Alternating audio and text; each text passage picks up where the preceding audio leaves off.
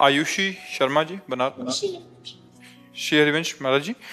महाराज जी, पहले मुझे मेकअप वगैरह का बहुत शौक था महाराज जी, और ऐसा लगता था खूब पैसा कमाऊं, बड़ा पद हो, सुंदर सुंदर भोग हो। महाराज जी, जब से सत्संग सुना है और यहाँ आना शुरू किया है केली कुंज में, तो महाराज जी तब से मतलब ये कम हो गया है, और मतलब ऐसा हो गया कि अभी केवल और केवल भजन करना है, वृंदावन वास हो जाए, प्रभु की प्राप्ति हो जाए। महाराज जी अब बहुत बड़ी कृपा हुई है जो ऐसी बात आई है, बहुत बड़ी कृपा हुई। बस इस बात को परिपक्व कर लो, अपने हृदय में बैठ जाए। वृंदावन वास होए चाहे ना होए, लेकिन नाम ना छूटे। जहां नाम है वहीं प्रभु हैं। अब हम वृंदावन वास करें, प्रभु का भजन ना हो तो बात ठीक नहीं। हमको प्रधानता रखनी है, पहली बात प्रभु के भजन की, कि हम जहां भी रहेंगे प्रभु का सुमिरन करेंगे। अब दूसरी बात, अर्जी लगाते रहिए कि वृंदावन वास हो जाए, अगर श्री जी वृंदावन वास दे दें और फिर भजन हो तो और बढ़िया बात है। पर जहां भी रहे भजन परायण रहे। मनुष्य जीवन का उद्देश्य यही है कि हम अपने कर्तव्य कर्म का पालन करते हुए, ध्यान से सुनो, अपने कर्तव्य कर्म का पालन करते हुए भजन करके भगवान को प्राप्त कर लें। कहीं भागने की जरूरत नहीं, कहीं कुछ बदलने की जरूरत नहीं है। जो हो, जहां हो, जैसे हो, भगवान के हो, आप बस नाम जप शुरू कर दो, भगवान का सुमिरन करो, अच्छे कर्म करो, पवित्र भोजन करो, भगवान की कृपा हो जाएगी। अच्छे कर्म नहीं हुए, अगर हमसे गलत कर्म होते रहे तो बहुत समय फिर लगेगा। मार्जन बार बार नहाओ और धूल में लौट जाओ, तो ये है कि अच्छे कर्म किए, फिर बुरे कर्म किए, फिर भजन किए, फिर बुरे कर्म किए, तो बहुत जन्म लग सकते हैं। अगर हमसे पाप कर्म ना हो और हम भजन करें तो हमारा मंगल। आपसे सही कहते हैं, ये वेश परिवर्तन या देश परिवर्तन, इससे कुछ नहीं होता। जब तक उद्देश्य परिवर्तन नहीं होता तब तक बात नहीं बनती। अगर हमारा उद्देश्य अंदर का बदल जाए, जैसे बच्चा बोला पहले उद्देश्य था शरीर श्रृंगार संसार सुख, अब हमारे अंदर लगता है कि मनुष्य जन्म की सार्थकता भगवत प्राप्ति, तो उद्देश्य बदल गया। अब आप नौकरी करो, पे व्यापार करो, कुछ भी करो, आपका उद्देश्य भगवत प्राप्ति है तो बढ़िया। अब जैसे उद्देश्य हो गया धन मान प्रतिष्ठा, तो अब आप चाहे बाबा जी बन जाओ, चाहे आप गृहस्थ रहो, वही चलेगा, क्योंकि उद्देश्य आपका धन बन गया ना, उद्देश्य आपका संसार बन गया। बस इसलिए हमें ये समझना है कि हमारा उद्देश्य ठीक हो जाए। भेष परिवर्तन, स्थान परिवर्तन खास बात नहीं है, खास बात है उद्देश्य परिवर्तन। और उद्देश्य जो बनावे उसकी सुरक्षा के लिए फिर वैसे ही आचरण करे, वैसे व्यवहार करे। ऐसे में शास्त्र स्वाध्याय करना, नाम जप करना, संयम से रहना, कोई पाप ना हो और खूब भजन करना, तो भगवान की प्राप्ति हो जाएगी। उद्देश्य परिवर्तन महान वस्तु है, स्थान परिवर्तन, भेष परिवर्तन इसका कोई खास विषय नहीं है। पायल जी, राधे राधे महाराज जी। महाराज जी, हमने आपसे नाम जप की महिमा सुनी और 1 महीने पूर्व से रोज 30-40 हजार नाम जप करना शुरू किया। महाराज जी, हम चाहते हैं कि हमारी प्रहलाद जी जैसी संतान हो, जिसे कम आयु में ही भगवत प्राप्ति हो जाए और उनकी वाणी आपकी तरह हो जो सबको भक्ति मार्ग की ओर ले जाए। क्या इतने नाम जप से ऐसी संतान की प्राप्ति हो सकती है? इसमें प्रधानता भगवान की कृपा की है। प्रहलाद जी गर्भ में जब थे और हिरण्यकश्यप तपस्या कर रहा था, तो देवराज इंद्र, कयाधु की माता का नाम है प्रहलाद जी की, तो महल में आक्रमण किया। तो कयाधु जी को बंदी बना के ले जा रहे थे, तो देवर्षि नारद जी मिल गए। उन्होंने कहा कहाँ लिए जा रहे हो? बोले इसके गर्भ में दैत्य हिरण्यकश्यप का वीर्य है, ये जब बालक रूप में जन्मेगा तो उसका वध करूंगा। तो उनका नहीं, छोड़ो इसे। छोड़ाया और अपने आश्रम ले गए। रोज भगवत कथा सुनाते, रोज महाभागवत धर्म का वर्णन करते, नाम कीर्तन भजन। तो 9 महीने में गर्भस्थ शिशु प्रहलाद महाभागवत बन चुके थे। वो महाभागवत, अब इतने बड़े महापुरुष का सानिध्य मिला देवर्षि नारद का। तो इतने बड़े महान भक्त थे कि 5 वर्ष में जो देवर्षि नारद जी के द्वारा दिए हुए उपदेश से भक्तराज पदवी को प्राप्त थे, 5 वर्ष के प्रहलाद जी और त्रिभुवनपति हिरण्यकश्यप इतना भारी विरोध, पाई भरना तो डरे और न बाल बांका हुआ, बस हरि के बल पर सब विघ्नों को पार कर गए। तो संत संग, नाम जप और शास्त्र स्वाध्याय, पवित्र आहार, पवित्र वातावरण, तो गर्भस्थ शिशु पर इसका प्रभाव पड़ता है। पर अब वो प्रहलाद जी के समान तो प्रहलाद जी ही हैं, प्रहलाद जी के समान नहीं। 5 वर्ष के बालक को अग्नि में जलाया गया, हाथी से रौंदाया गया, पर्वत के नीचे दबाया गया, पानी में डुबाया गया, कुछ नहीं हुआ। यहाँ डुबाओगे तो मर जाएंगे, लेवर जाएंगे, आग लगाओगे तो जल जाएंगे। प्रहलाद जी को अग्नि ने भी कहीं बाल नहीं झुलसे, कहीं प्रहलाद जी जैसे तो सिर्फ प्रहलाद जी है, दूसरा तो हाँ भक्त संतान हो ऐसी आकांक्षा करो, लेकिन प्रहलाद जी जैसी तो प्रहलाद जी हैं। जैसे भगवान ऐसे भगवान के भक्त प्रहलाद जी जैसे तो प्रहलाद जी, जिनके लिए भगवान ने ऐसा रूप धारण किया जो न कभी पहले सुना गया, नरसिंह रूप भगवान ने धारण किया। इसलिए हम ये चाहें कि भगवान का भक्त, देश भक्त पुत्र पैदा हो, आकांक्षा करें। पर हम पहले से बता देते प्रहलाद जी जैसे सिर्फ प्रहलाद जी, क्योंकि वैसी 5 वर्ष का बालक और इतनी महान निष्ठा, त्रिभुवनपति हिरण्यकश्यप से विरोध कर लिया। दैत्यराज कहकर बात करते थे, पिताश्री कह के नहीं बात की जब से भगवान का विरोध किया। कुछ नहीं, कितनी बड़ी हिम्मत, मतलब 5 वर्ष के बालक में कितना सामर्थ्य होती है। तो इसीलिए प्रहलाद जी जैसे तो सिर्फ प्रहलाद जी, हम भगवान से चाहें कि हमारे कोई ऐसी संतान हो जो भक्ति करने वाली हो, तो भगवान का भजन करने वाली हो। महाराज जी ऐसे महापुरुष होते हैं, मीरा भाई जी हो गए, नामदेव जी हो गया, महाराज जी इनके पूर्व का पूरा भजन होता है या मतलब इनका जन्म कैसे? नहीं, पूर्व का भजन होता है। कई जन्म तक जब उनकी साधना भजन होती है तो अब इस जन्म में सिद्ध महापुरुष के रूप में प्रकट हुए। जैसे तुकाराम जी के लिए साक्षात विमान आया, भगवान का साक्षात विमान आया और सदेह विमान पर बैठकर भगवान के धाम में, ये सब महाभागवतचन है, महाभागवतचन। ऋचा पांडे जी गाजियाबाद से, राधे राधे महाराज जी। महाराज जी अच्छी नियत और भावनाओं से बनाए गए रिश्तों में मुझे असफलता क्यों प्राप्त होती है? आज के जमाने में रिश्ते को निभाने का मूल मंत्र क्या है महाराज जी? वैसे हर रिश्ते को निभाने का मूल मंत्र प्रेम है।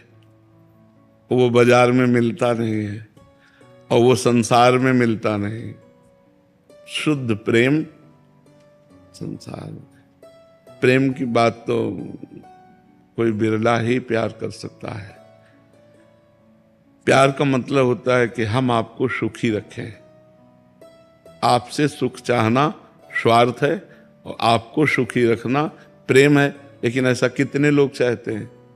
हम किसी से प्यार करते हैं तो अपने सुख के लिए करते हैं, उसके सुख के लिए नहीं करते। उसके सुख के लिए जो प्यार करे उसे प्रेम कहते हैं। प्रेम से ही संबंध पुष्ट होते हैं। भाई भाई का प्रेम, पिता पुत्र का प्रेम, पति पत्नी का प्रेम, दोस्त का प्रेम। तो प्रेम हो तो संबंध दृढ़ हो। अब प्रेम नहीं है तो फिर संबंधों की हानि हो जाती है। जैसे थोड़ी सी संपत्ति के बंटवारे में भाई भाई के प्रेम संबंध बिखरे नजर आते हैं, वो अपने भाई से लड़ जाता है, हत्या कर देता है। पति पत्नी के संबंध में प्रेम की कमी पाई गई तो पति की हत्या कर दी, वो पत्नी की हत्या कर दी। आप संसार में देखिए, संबंध में जहां प्रेम नहीं है वहीं खतरा है। संबंध दृढ़ वहीं है जहां प्रेम है, और प्रेम होता है पवित्र हृदय में। पापी हृदय में प्रेम प्रकट नहीं होता। और आजकल लोग प्रायः प्रेम को पाना नहीं चाहते, स्वार्थ की पूर्ति करना चाहते हैं। प्रेम के लिए त्याग है, स्वार्थ के लिए ग्रहण है। स्वार्थ के लिए हमें आपसे लेना है और प्रेम में सिर्फ देना ही देना होता है। वचन से, मन से, तन से हम ऐसी चेष्टा करें कि हम जिससे प्यार करते हैं वो सुखी रहे, वो प्रसन्न रहे। ऐसे कितने लोग चाहते हैं, कितने लोग हैं। तो ये बात, प्रेम ही संबंध को दृढ़ करता है। हजारों कोस दूर हो लेकिन प्रेम है तो नजदीकी का अनुभव होता है, और बिल्कुल समीप बैठा हो और प्रेम नहीं है तो नजदीकी का अनुभव नहीं होता। क्यों? प्रेम दूर देश में बैठे हुए से भी एक हृदय में हिलोर उठती है, एक आनंद आता है, और प्रेम न हो नजदीक बैठा हो तो भी कोई मतलब नहीं होता। तो संबंध की दृढ़ता प्रेम से है, और वो होती है भगवान के आश्रय से। जो हमारा हृदय पवित्र होगा तो हम समाज को भी प्रेम करेंगे, संबंधों को भी हम प्रेम निर्वाह के द्वारा ही पुष्ट करेंगे। अब प्रेम शब्द तो बड़ा मुश्किल है, प्रेम शब्द जो है ये बड़ा अलौकिक है, इसको प्राप्त करना बड़ा कठिन। स्वार्थ, मोह, राग, काम ये हो सकता है, प्रेम तो बहुत कठिन बात है। तरुण बंसल जी दिल्ली से। राधे राधे। राधे राधे महाराज जी। महाराज जी आपके चरणों में कोटि कोटि प्रणाम। महाराज जी मेरा मन अब न जाने किस खोज में लगा रहता है। मन अब सांसारिक चीजों में नहीं लगता, मन कुछ और पाना चाहता है लेकिन समझ नहीं आता वो क्या है। सबका मन तीन बातें अंदर से मांग होती है। सुख जिसमें दुख की मिलावट न हो, शांति किंचन मात्र अशांति न हो, और मृत्यु इसका दुख न हो। अविनाशी, अखंड सुख, अखंड शांति, ये मांग होती कि नहीं? क्यों? हम जो भी कष्ट करते हैं सुख के लिए करते हैं, शांति के लिए, आनंद के लिए करते हैं, और बच जाएं, मरे ना। तीन बातें रहती हैं अंदर की, नहीं रहती। सुख, शांति और मृत्यु से बच जाएं, ये केवल परमात्मा से हो सकता है और कहीं से नहीं। तो जब हम संसार के भोग भी भोगते हैं, संसार की सामग्री भी पास होती है, सब कुछ जो उचित होना चाहिए वो भगवान ने दिया, लेकिन फिर भी मन जो चाह रहा है वो नहीं मिला, वो है भगवान, वो है अखंड सुख, वो है निर्भय पद, वो केवल भगवान से मिलेगा। इसको शांति, आनंद, निर्भयता ये संसार नहीं दे सकता। और भोग लो जितना देखना हो, और जहां लगता हो खोज कर लो, अधूरा ही रहेगा, पूरा नहीं हो सकता। पूरा तभी होगा जब पूर्ण परमात्मा की शरण ले लेगा और उसका नाम जप करते हुए उसके आश्रित होकर रहोगे, और इन शरीर के जितनी भोग विलासिता है ये सब बंद हो जाएगी। अधर्मयुक्त जो भोग विलासता है, तब सुख मिलने लगेगा, शांति मिलने लगेगी, हृदय चैन से हो जाएगा। और मृत्यु भी ऐसे होगी जैसे हाथी के गले से फूलों की माला गिर जाए, पता न चले। ऐसे शरीर तो छूटेगा पर जन्मत मरत दुसाह दुख होई वो नहीं होगा। तो खूब नाम जप करो। हमारे मन की अव्यक्त चाह है भगवान। जब तक भगवान का भजन नहीं होगा, भगवान से मिलन नहीं होगा, तब तक हमारा आवागमन, दुख, भय, अशांति ये नष्ट नहीं होगी। इसलिए भजन में लगो, खूब नाम जप करो, अच्छे आचरण करो, नशा कोई ना करो। ये जैसे लोग नशा करते हैं, नशा से बुद्धि भ्रष्ट हो जाती है। राजकुमारी जी, श्री हरिवंश महाराज जी। महाराज जी आपने कह रहे हैं कि एक मंदिर बनाने का एक संकल्प लिया था और नौकरी मिल जाए मेरे को, इस भाव से नौकरी भी लग गई, शादी भी हो गई, बट अभी जब भी भजन में बैठती हूँ तो बार बार मतलब ध्यान आता है कि मुझसे पाप हो गया है महाराज जी, अब मैं बना नहीं पा रही, या जैसा भी है इनका भाव ऐसा है महाराज। नहीं, वैसे संकल्प करे तो बनाना चाहिए। बड़ा मंदिर नहीं तो छोटा बना दो। अगर आपने ऐसा माना है, संकल्प किया है कि हे भगवान ऐसा ऐसा, तो हमें लगता है फिर करना चाहिए। कहते ना तो उसमें बनाओ तो फिर पूजा करनी चाहिए, अब वहाँ रहते भी नहीं हम। तो ये पहले सोचना चाहिए। आप बोली फिर क्यों? विचार तो पहले करना चाहिए। बिना विचारे जे करे ते पाछे पछताएं, काम बिगाड़ो आपनो जग में हो दसाए। तो बिना विचार किए क्यों किए? पहले विचार करना चाहिए कि मैं मंदिर की अगर बात करूं तो मंदिर में पुजारी कौन होगा, मंदिर कहाँ बनेगा, कितने रुपए का बनेगा। अगर ऐसे थोड़ी कि ठाकुर जी मैं आपके नाम का मंदिर बनवा दूंगी, अब मेरी नौकरी लग जाए, अब नौकरी लग गई ऐसे छोटा मंदिर बना देते हैं भगवान की, अपने घर में पूजा करते हैं। भाई मंदिर तो मंदिर है, अच्छा चलो बड़ा मंदिर ना सही तो लकड़ी का मंदिर बनवा के घर में ठाकुर जी विराजमान, बताओ, करना चाहिए। एक समस्या जब आई तो हम भगवान से कुछ कह रहे हैं, समस्या का निदान हो गया तो हमारी हालत कुछ हो गई, ऐसा नहीं होना चाहिए। हमें चाहिए कि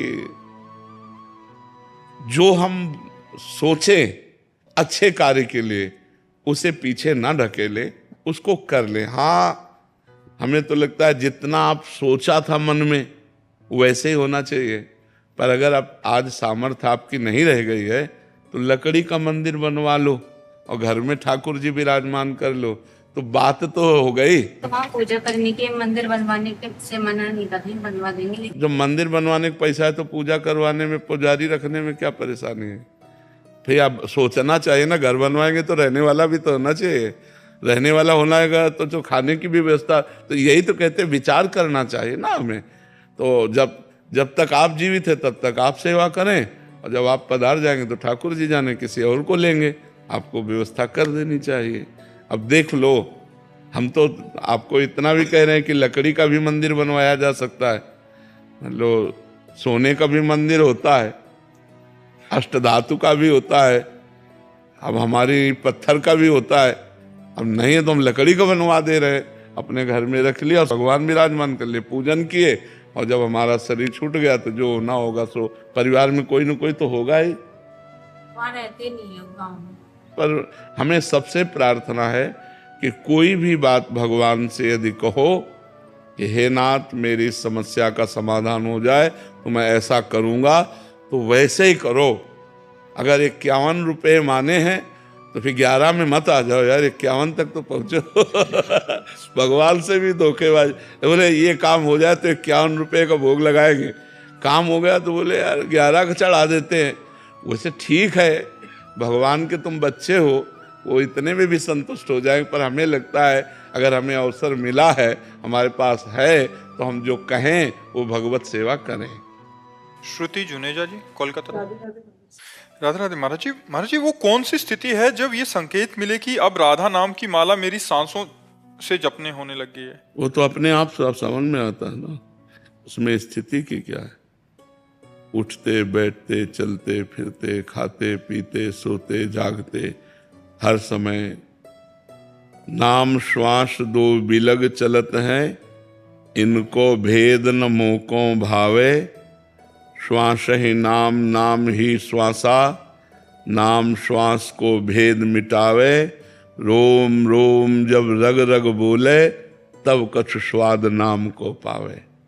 पहले जबान से नाम जप करें इतना कि मन से जप होने लगे, फिर हर श्वास श्वास में मन से हमारा जप हो रहा है। श्वासों की माला ऐसे चल रही, नाम जप साथ चल रहा है। जैसे दिल की धड़कन हो रही, नाम जप ऐसे चले, जैसे श्वासें चल रही, नाम जप ऐसे चले, तब स्वाद नाम का आवे, तब आनंद आवे। ये अंतर्मुखता में उठते बैठते चलते फिरते हर समय अंतर्मुख, तब भगवान का भजन होता है। महाराज जी, जैसे राजा जनक जी को 5 मिनट में परमात्मा की प्राप्ति हो गई थी, मैं ऐसा क्या करूं कि मुझे भी श्री जी के दर्शन 5 मिनट में हो जाए? आप राजा जनक नहीं हैं और हम गुरु अष्टावक्र नहीं है नहीं, राजा जनक जैसा शिष्य और अष्टावक्र जैसे गुरु, तो उन्होंने कहा घोड़े की रकाब पे पैर रखते हुए जितनी देर में बैठा जाता है इतने में ब्रह्म बोध करा देंगे। अब राजा जनक जैसे ज्ञानी, तो न तुम जनक हो ना अष्टावक्र इसलिए बात यही समाप्त होती है, नाम जप करो। जब कृपा लाडली की तब दर्शन दे दे। लाडली कोई किसी के अधीन थोड़ी है, ब्रह्म भी जिनके अधीन है, जाके अधीन सदा इस सांवरो, या ब्रज को सिरताज, हमारे माई श्यामा जू को राज। तो इसलिए हम नाम जप करें, उनसे विनय करें, वो कृपा करें तो हो सकता है बस साहब।